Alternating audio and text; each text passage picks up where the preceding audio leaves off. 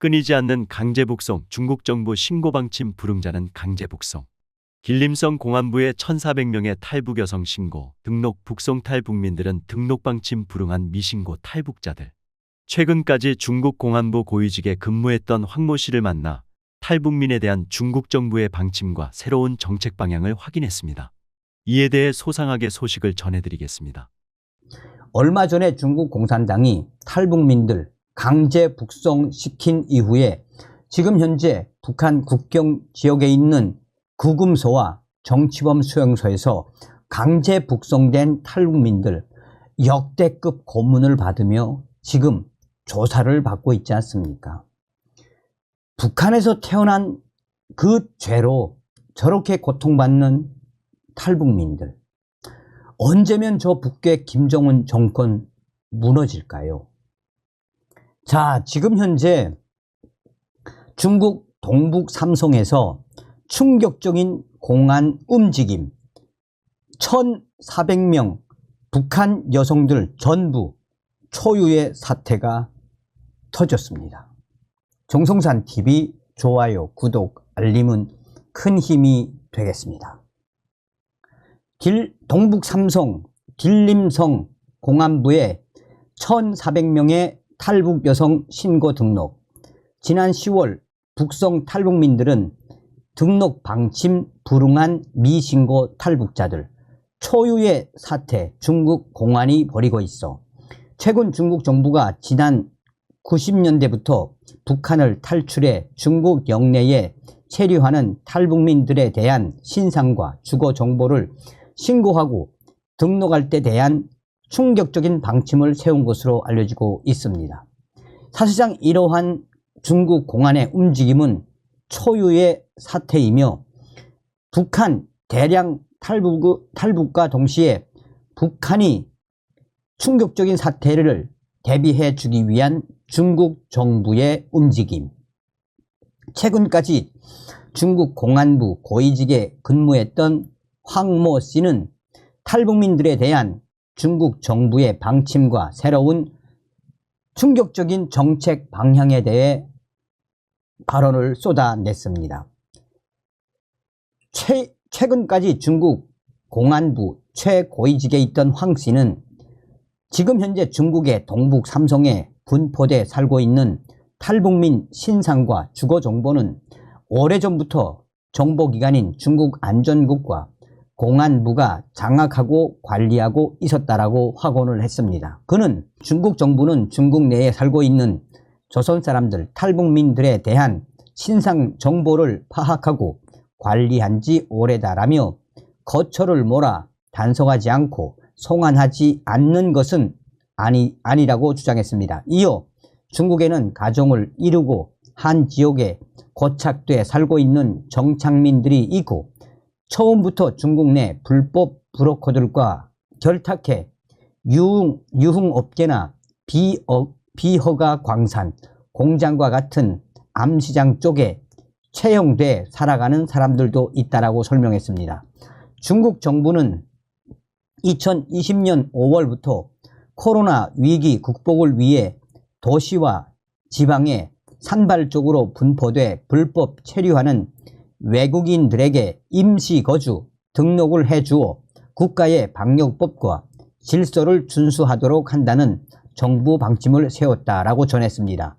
이 방침에 따라 불법 체류, 신분의 탈북민들은 내국인의 보증을 전제로 신상 및 주거 정보를 파출소에 신고하고 주민센터에서 임시 거주증을 발급해 방역지휘부에 등록하라는 지시를 내렸습니다. 하지만 신상 정보와 거주지를 신고하면 언제 체포될지도 몰라 강제 북송 위험이 크다고 느낀 일부 탈북민들과 가족들은 방역당국과 공안당국의 지시에 회의적인 반응을 보여 회피했다라고 말했습니다. 중국 공안당국과 방역지휘부는 단속과 방역 초소, 검사 과정에 임시 거주증이 없는 탈북민이 발견되면 국가 방역 방침을 불법한 위법자로 국가방역방침을 불법한 위법자로 무비자 불법 체류자로 긴급 체포했습니다. 방역기관은 피해자로 탈북민을 거주 신고를 회피해 국가방역법을 위반했다는 혐의로 고발해 6개월에서 4년까지 강제 노동형 처벌을 받게 했습니다. 이 부분도 중국 공안 당국이 했던 초유의 충격적인 실체였습니다.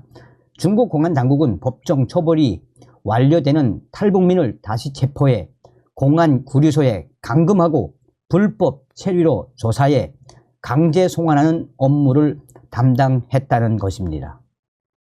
그러니까 그동안 코로나 사태 중에서도 중국 공안 당국은 충격적으로 탈북민들을 대대적으로 체포해서 형을 살게 했다라는 충격적인 사실. 공안 당국은 임시 거주 등록 방침에 불응한 탈북민 대부분이 한국행을 목표로 하고 있다는 정보를 입수하고 남부 지방으로 이동하는 탈북민들을 타깃으로 집중 단속을 벌였고, 지난 2022년 4월부터 2023년 9월까지 2,000명 이상의 탈북민들을 긴급 체포해 모두 가해자로 법정 재판에 제소했다라고 그는 밝혔습니다. 한편 길림성 공안은 길림성 내 체류하는 1,400여 명의 탈북 여성들이 남편과 자식, 친척의 보증으로 지난 10월 현재 임시거주 등록을 완료했다고 말했습니다. 거주 신고를 하지 않은 탈북민들이 방역법 위반자로 몰려 공안에 단속돼 법정 구속되는 피해까지 발생하자 반신반의하던 중국인 가족 대부분이 공안에 임시 거주 신고를 했다는 것입니다. 중국 정부의 탈북민 신상 파악과 지난 10월 600명 강제 송환 연관성에 대한 질문의 관계자는 등록 신고를 하지 않은 사람들이 이번에 모두 강제 북송됐다라며 앞으로도 불법에 연루되지 않고 정부 방침을 따르는 사람은 전혀 문제없이 살 것이라고 주장했습니다.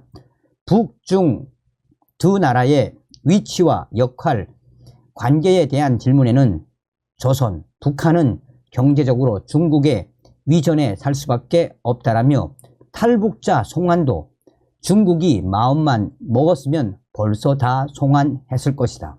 북한은 중국에서 살다 온 사람들을 불순분자로 취급한다라며 그런 이유로 많은 사람들이 사회로 복귀 못하고 영구, 감금으로 처벌받고 있다라고 전했습니다. 우리도 북한 상황과 형편을 알기 때문에 적정선에서 타협하고 있다라며 이 탈북자가 그렇게 많이 발생했어도 중국의 안전 관련 조사 의뢰나 귀환 요청을 정식으로 한 적이 없다라고 말했습니다. 탈북자 송환도 중국 정부가 양국 간 인도 협약에 따른 인도 통보를 해야 공조 업무를 진행한다라며 비판적인 반응을 그는 보였습니다. 중국 정부가 제-중 탈북민들의 신상 정보와 주거지를 모두 장악한 것은 앞으로 제-중 탈북민에 대한 문제 처리를 북한 관계만이 아니라 국제사회 관계, 자국민의 동향 관계 등을 고려해 처리한다는 충격적인 중국의 정책 의지로 해석되고 있습니다. 이유는 먼저 중국 정부는 탈북민 송환 협약이 없으면 대량 탈북 사태로 이어져 북한 정부의 위기를 초래한다는 사실을 그 누구보다 잘 알고 있습니다. 결국 전략적 동맹관계인 북한의 체제 유지를 위한 보호 책임이 우선이라는 것이 현재 중국 공안의 움직임. 이와 같이 위무이행을 위해 탈북자 신분 허가는 철저히 배제되어야 합니다. 강제 송환의 탈북자에 대한 중국 정부의 임시 등록 신고 및 방역부의 검사 기록이 필요해 보이지 않기 때문입니다. 현재 중국에서 인도된 탈북자들이 고문과 폭행, 가혹행위에 노출되고 정치범으로 몰린 인권 피해 사실에 국제사회의 반발과 압박이 거셉니다.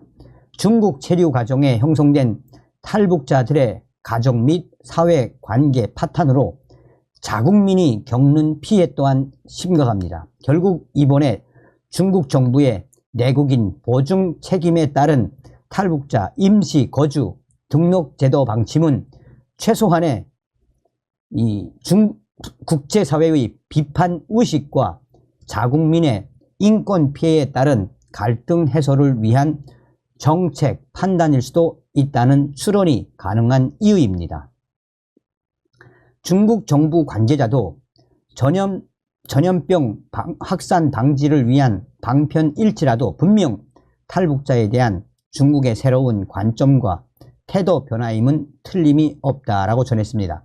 앞으로 중국 정부의 임시거주 등록 방침에 따라 신고한 탈북민들이 북송 위험을 떨쳐내고 등록을 연기하며 그대로 중국 영내에 정착할지 아니면 비상방역 종료를 구실로 더 큰 북송 위기 위험에 노출되는지는 앞으로 두고 봐야 한다라며 분명한 사실은 중국 정부가 사실상 1,400여 명의 북한 여성들에 대한 이 신고 등록, 신고를 하면 중국에서 살 수 있게 해주겠다라고 하지만 그러나 충격적이게도 중국 공산당 정부는 북한 김정은 정권의 붕괴를 바라지 않기 때문에 기회가 되면 또 대대적으로 북한으로 강제 북송할 수도 있는 충격적인 카테고리를 만든 것이며 이에 동북 삼성 내의 탈북민들이 이러지도 저러지도 못하고 있으며 이러한 충격적인 사태가 앞으로 어떻게 돌변하게 될지 탈북민들은 지금 매우 심각한 상태에 놓여 있다라고 동북 삼성의 핵심 관계자는 전하고 있습니다. 다음 시간에 뵙겠습니다. 멸공. 정성산TV 좋아요, 구독, 알림은 큰 힘이 됩니다. 후원해주시는 모든 분들께 가열차게 멸공.